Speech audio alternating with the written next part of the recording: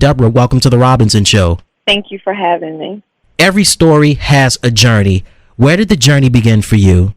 Yes, my journey is actually quite interesting. My journey actually began during the summer of 1998. I was 14 years of age, and I actually was interested in running track and field after my sister was competing for high school at Northern Senior High School. And I actually ended up going to a meet, seeing her run, and I said, well, this looks very interesting. And then one day I seen it on TV, watching, I believe it was Olympian Jackie Joyner-Kersee and Florence Griffin Joyner competing. And I said, wow, this looks really cool. Like, what are they doing, running around an oval? And my sister says, well, that's what I do. You just came out there and saw me run. So I decided to want to start running, and so I quit basketball. I was a basketball player during that time, playing for the University of Maryland College Park's Chris Weller's basketball camp, and I decided not to come back that year. That's when they were starting to institute the whole Junior Olympics for girls basketball. During that time, we didn't have anything else, and I also was the year that the WNBA was incorporated as well, so that was the boom time for basketball, but there wasn't anything really that was keeping me to stay. But I saw this track and field on TV, and I saw my sister running. I just said, hey, I would like to do that. And so my father decided to sign me up with a summer track program locally in Baltimore. At that time, it was known as the Ed Waters Track Club. And my dad signed me up with the club. He paid $75. And it's not the magnificent story that everyone thinks about the way I'm running right now, but after he paid the $75, I have to tell you, I never received a uniform. My first track meet, I never even got a lane. So from that point, I just knew that I needed to work a little bit harder because I was a beginner runner, and I didn't really have a place in that particular sport. My first meet when I first ran in 1998, it was over in Baltimore at Frederick Douglass High School. And again, I didn't have a lane. Everyone laughed at me around the track. My coach at that time had placed me in the 400 meters. I was definitely a slower runner than everyone else. And I finished last place. Everyone was laughing at me, laughed at me on the track, laughed at me as soon as I started to walk in the stand. But the only person who wasn't laughing was my father. And I walked up to my dad, and my dad gave me a hug, and he said, what do you want to do about it? And I said, I want to train hard, Dad. And then that's when he said, okay, we'll train hard, and I'm going to make you one of the top runners in Baltimore City. And from that point, the rest is history. I became a top runner. And that fall, I actually signed up with the cross-country team in 1998 is when I captured my first novice title. And then from there, I captured my first title for cross-country for Baltimore City. And in 2002, I became the first female athlete to win 4 consecutive titles for Baltimore City Public Schools for cross-country as well as for the outdoor 1,600-meter run. That's certainly impressive. Definitely turned nothing and definitely made it into something, because despite those people or those kids making fun of you, you definitely use that as fuel to your fire, and to have your father to support you the rest of the way, that's definitely encouraging for you to come back and bounce back and to able to achieve this feat. Congratulations on that. Thank you. Thank you so much. Definitely making some strides in your high school career, and then it led you next to your collegiate career, where you earned a bachelor's degree from Coppin State University, which is an HBCU, and you earned your master's degree from Georgetown University. Did you run during your time at Coppin? I actually did, and that's when I actually was injured. So my collegiate career actually came to a halting end. I suffered almost a career-ending injury with a hamstring injury during that time, and I decided that I wasn't going to allow that to keep me down. I also understood that as a runner, you need to heal, and that's one of the things I would really encourage any athlete, that when you have an injury, you need to take time to allow it to heal. And during that time when I allowed it to heal, I started to actually do some yoga, and yoga actually helped me to recover. And from there, I was able to actually come back running, and that was about 3 years off from collegiate, being able to actually run during the time when I was off. I actually ended up going to get my master's at Georgetown University. And when I was at Georgetown University is when I first began to start back running, just freely as an unattached runner, just trying to get my feet back wet after having that healing process. And actually my first run came in about 2007 or 2008. That's when I did the Baltimore Women's Classic. My time wasn't great, but just being able to just step my feet on the ground and be able to take a few strides from 3 years being off was definitely great. And I had an opportunity to actually read a book by Maria Bertinellis. It was called Dealing with Running in Life. And it actually helped me to understand that running is like a game of life.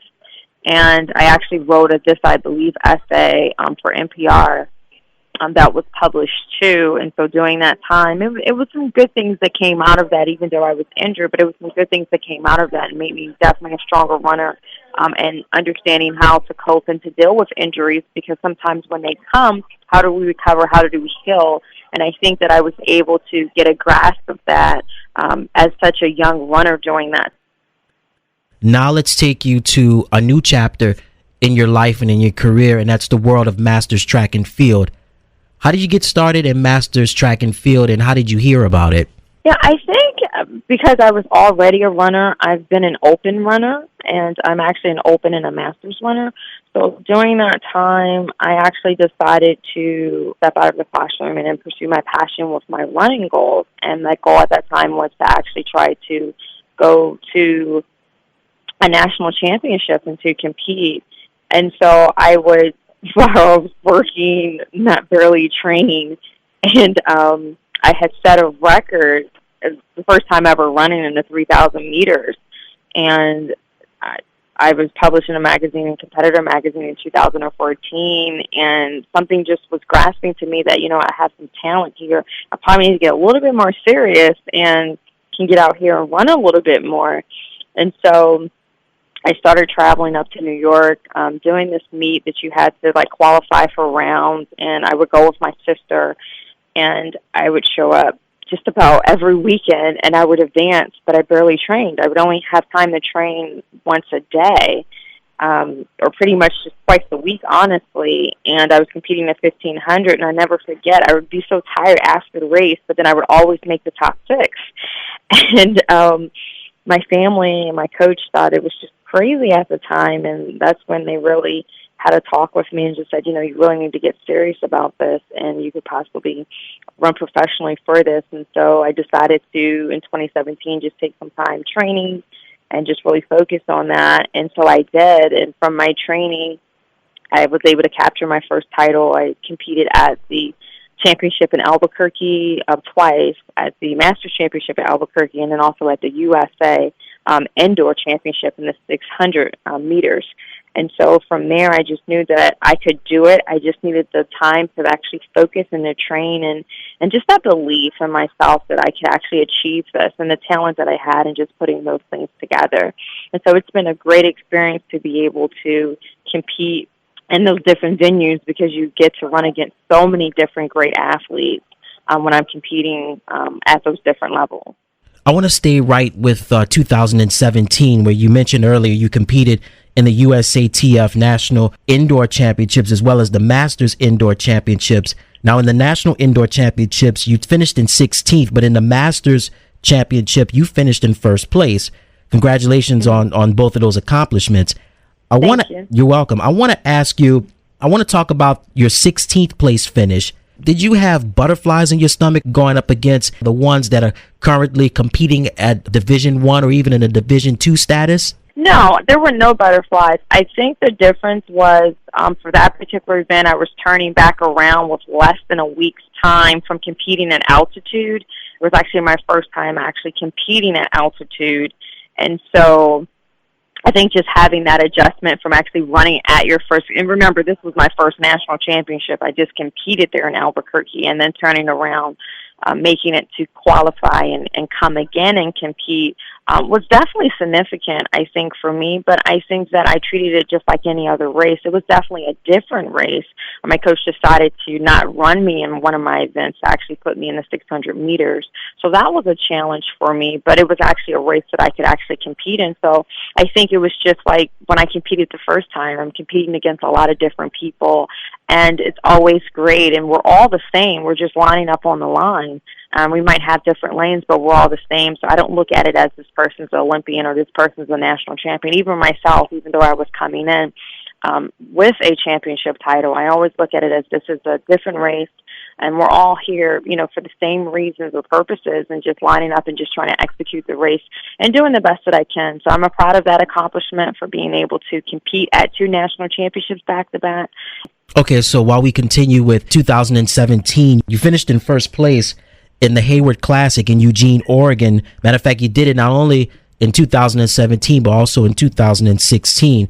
So definitely, you've had some highlights thus far in your master's career. I want to continue with, is there a drug testing policy that goes on in the world of masters track and field?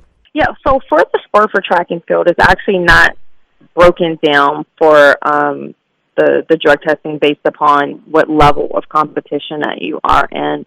The USADA is our governing body over that. For USA Track and Field, also have rules governing for the IAAF, which is the International Federation for Athletics. And so there are rules that do govern that, and they do testing and those types of things for the athletes to try to keep our sport clean. We also have another institution called Safe Sport, and that's been a talk throughout right now through the Olympics. It's about reporting and also understanding, having coaches who are safe sports compliant for keeping athletes safe throughout, from misconduct to sportsmanship and those types of things that may arise from my level or even from the youth level. Is Baltimore a haven for track athletes, or are kids more interested in basketball?